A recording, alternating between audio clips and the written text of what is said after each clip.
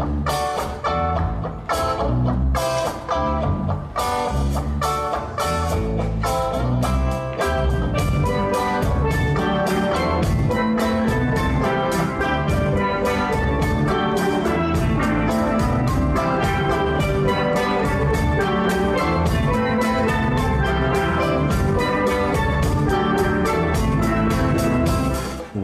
to Cadeau-amp-janco Wednesdays at Lunch, Burger Edition. This week, Matthew and I went to Greg's Diner. Yeah, we did. No address for Greg's Diner. Greg's Diner's mobile. It's a vagabond.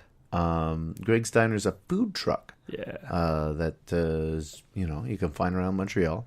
I know there's some sort of food truck app or a website where you can track where food trucks are going to be. So you could just track this down. It's your job to find it. I'm not going to hold your hand.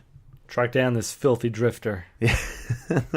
Burger salesman. Also, though, if you don't really feel like tracking it down, you just want to know where to go.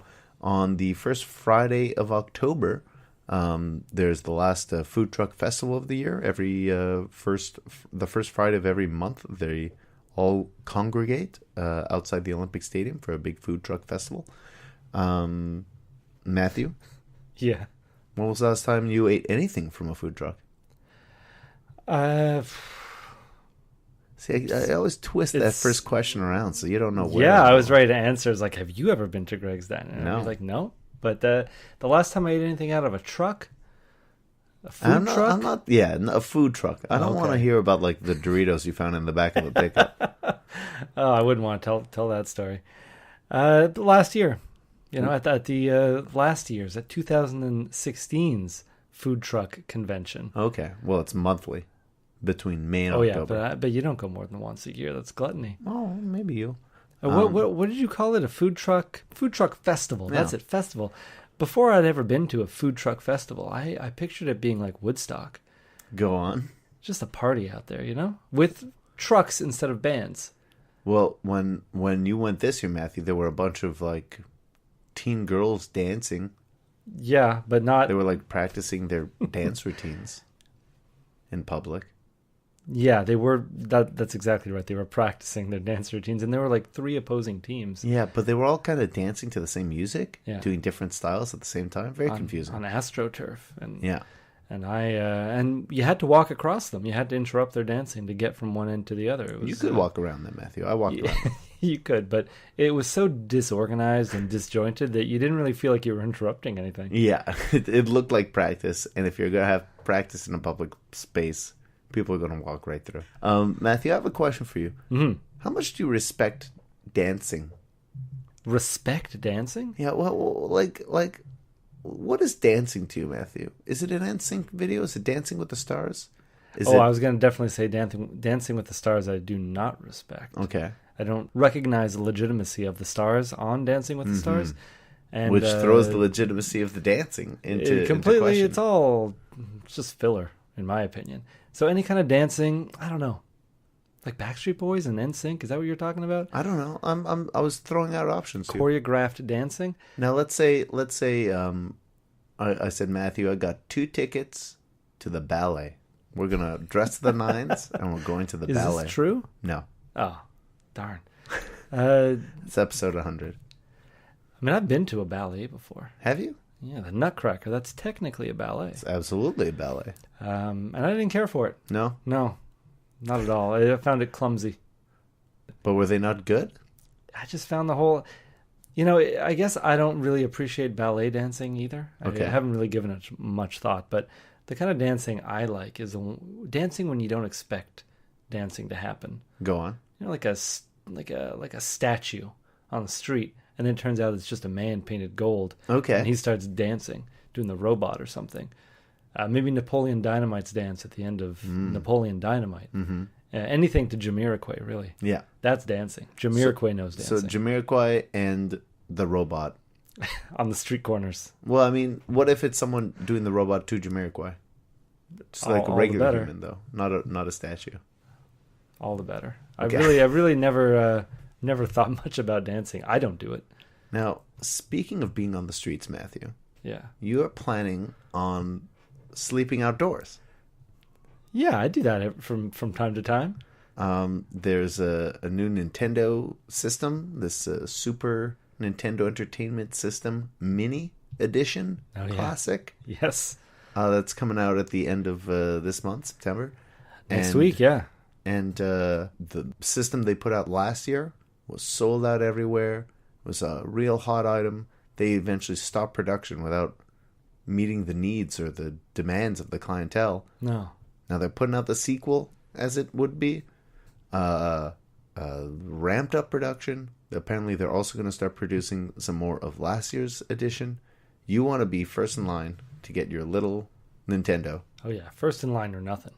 So Matthew, you go camp out on the street? Yeah. Tell me about this. You're a master scout. You have plenty of camping experience. What's street camping like? In order to differentiate yourself from the homeless, Mm-hmm. you need to have certain luxuries with you. Okay. So, I don't know. I'm going to bring a nice big camping chair, maybe a little Boom barbecue. box. Oh, barbecue. Thinking about bringing a projector with me and just projecting something in Onto the evening. what? I have no idea. You gotta be prepared. That's the Scouts motto. So That's true. keep everything in the trunk of the car, not my car. Whoever's driving, I'll have everything there. So I'll be prepared for any Hold on. situation. So you're dragging someone else along with you to camp out. Well, I talked them into thinking this was a great idea, something that must be done. Go on. And I was like, well, I may as well just go along with you then. How did you do that? Just talked about, the same way they got me. This is a once-in-a-lifetime Like there's opportunity. this There's not $80 enough of these. Nintendo coming out. Yeah, sell it later for $1,000 if you want. Someone in the parking lot will buy it, $1,000 in cash on your way out. So Okay, there's a point. You got a point there. yeah, be a dirty scalper for once in your life. It's a good idea in a sense. Yeah. The thing is, So Matthew, are you planning on reselling it, or are you gonna put it under your Christmas tree as a little gift to yourself? Wait 2 months after you buy it to open it and play it. the thing, I don't really want it that badly. Why not? I don't care too much to own it. I think it's just the scarcity of the item that is making me crave the thrill of the hunt. That's all I want to do. I just want to be first in line. I want to get it in my hands. I want to have something that someone else doesn't have. So Matthew, do you do this for any coveted item? Yeah. Usually I don't even know I want an item until I realize that there's a possibility I can't have it. Interesting.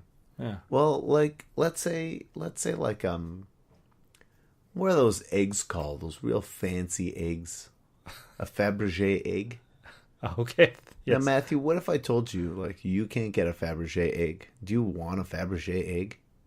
Depends like how sincere you are and how much you believe that I can't get one. Let's say I don't know anything about Fabergé eggs, but let's say I know there's 50 in the world. Yeah. There's 50 Fabergé eggs. Do you now want a Fabergé egg? Yeah, well, I mean, there's not that many Easter Island statues. Okay. Right? But to own one, I imagine, would be a very difficult process and very expensive if I were able to just buy one. So at that point, it's a wash. I don't need it. So it's sort of an $80 limit. Kind of. Yeah, it's like if it's affordable. Yeah, okay. And coveted. Matthew, this reminded me, because you're a camper, a couple times recently I was thinking of a camping trip that you and I have been on. Only once. I think have only we ever once. been on a camping trip? And I guess it was a camping trip. Yeah? Yeah. At what point does it become a camping trip, Matthew? Because in this camping trip, we gathered a couple friends, maybe 2 cars of friends, had a couple tents. Yeah. We went out, found a field, started a fire, got pretty drunk, and then woke up to screaming the next morning. Does that not count as camping? Sounds like we slept in tents. Sounds like every camping trip I've ever been on. It was very cold, wasn't it? It was exceptionally cold. It was so this is the story. For some reason, we were dead set on going camping this one weekend, and it was November, and it got pretty cold in the evening in November, and for some reason we thought it's fine. It's not that cold out, but I guess it is cold when you're sitting outdoors all night. Maybe make a fire. Exactly, make a fire. So we didn't bring much in terms of like hot dogs or camp food. No, this was real late at night. I think it may have been around midnight. And we were trying to pump everybody up. Yeah. To do it. And I was like, oh, God, it's so late. It's 10:30 at night. You're talking about going camping now. And we just, the level of excitement I feel like it was already in our heads, but then the execution of the going camping got put off. Maybe we needed a car. Yeah, I think that was probably convince people. Or a second car or something like that. Yeah. Yeah, I guess there's no limit to what you can do if you just are excited enough for it. You can pump anybody up for anything. Yeah. But we didn't do that much. We managed to gather up camping equipment, really 2 tents and a few sleeping bags. Yep. And a couple of cases of beer. Yeah. An old bag of candy. Yes, I think this was just after Halloween. I think you brought a pillowcase. I think you brought a pillowcase with Halloween candy, and I think it may have been your little brother's Halloween candy. That's possible. I don't think so, but it's very possible. It's like, wow, he just left it sitting there with his name written on it. That sounds more likely now that you put it that way. Yeah, that maybe I just snagged a pillowcase full of candy that was like a week old at that point. Going, like, it's been a week. He's not eating it. You didn't earn it. Yeah. We were what? 1, 2, 3, 4, 5, 6 people, 7, something like that. Either 3 or 7. Yes. I think we heard about that. The higher number, the 6 or 7. We drove out. We found a field. Yeah. Next to an old broken down van. Yeah. Yeah, that's right. A broken down van. Yeah. I forgot about that van. Why didn't we sleep in the van? It's probably locked. Tetanus. Oh, good point. It was a very old van. We were basically an hour outside Montreal or so, and just picked a spot in a field, started up a bonfire, and just sat around it on logs or whatever. Yeah, we gathered up a bunch of like branches and logs. Yeah, that was pretty good. Like, we didn't come prepared for a fire at all. We found it all. And everything had a very light frost on everything, and it was. There's no light. We did good. We were true campers that night. Were you in charge of starting the fire? Was there a whole bunch of lighter fluid involved? I don't think. There may have been dryer lint, because I enjoy starting fires with dryer lint. Save it up. What do you mean you enjoy it? Well, it's an easy way to start a fire. It's good kindling. Very good kindling. That's why they tell you to empty your dryer lint trap. Do it, because you're going to start a fire. Unknowingly. I've got a sack full of lint at home, Matthew. Next time you come over, I'll give you all that lint. Oh, thank you. Living in an apartment building is great because you get everybody's lint. I guess you were probably in charge of the fire, and we started a big old bonfire and started drinking beers, and it was pretty cold. And one of the few things I remember about this camping trip is that the following day I realized it was cold enough that I put my feet so close to the fire that I melted my shoes. The soles of my shoes were a very strange formation the following day. Oh, man. I do remember it being far too cold to have gone camping. We were not dressed, and I think the majority of what we talked about was just how this was a terrible idea. And people would ask if they could leave, but it was not time to leave. We had to at least spend the night. Yeah. And, we'd already been drinking at that point, so we weren't really going getting anywhere. Out of there. Yeah. I know that there was one guy with us who's a Dutch. Oh. Of Dutch descent, a Dutchy boy, some might say. Okay. And he was eating pistachios. He brought a sack of pistachios that were then dubbed Dutch candies. The pistachios are Dutch candies? And honestly, to this day, when I see pistachios, I think Dutch candies. And we were like throwing the shells in the fire. I do remember that guy. I've seen him recently in articles on the He's a the writer. internet. Yeah. No. His picture particularly. Oh. When you get those clickbait news stories. Sure. Very often it's like the top hottest people on Tinder.